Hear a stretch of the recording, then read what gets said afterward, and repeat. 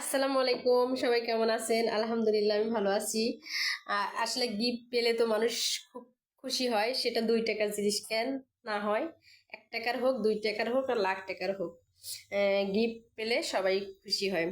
তো আমি যারা হজ করতে যায় তারা হজে থেকে কিছু জিনিস নিয়ে আসে, তারা আমাদের কিছু গিফট করেছে। এই যে এখানে নিয়ে আসছি, এই যে এখানে আছে খেজুর, খেজুর আছে, এই যে 1 বোতল পানি পেয়েছি, একটা তসবি, এই যে এখানে তসবি রাখা আছে, এই যে তসবি, আর একটা জায়নামাজ। জায়নামাজটা এখনো পৌঁছাই নাই। এই 4টা জিনিস পেয়েছি, মানে সৌদির, মানে হজে থেকে যারা হজ করে আসছে তারা আমাদের দিয়েছে। তাই খুব খুশি। আসলে প্রতি বছর কিছু না কিছু পাই, যারা হজ করতে যায় কিছু না কিছু নিয়ে আসে। তো ভালো লাগে এই ছোট ছোট কিছু গিফট গুলা।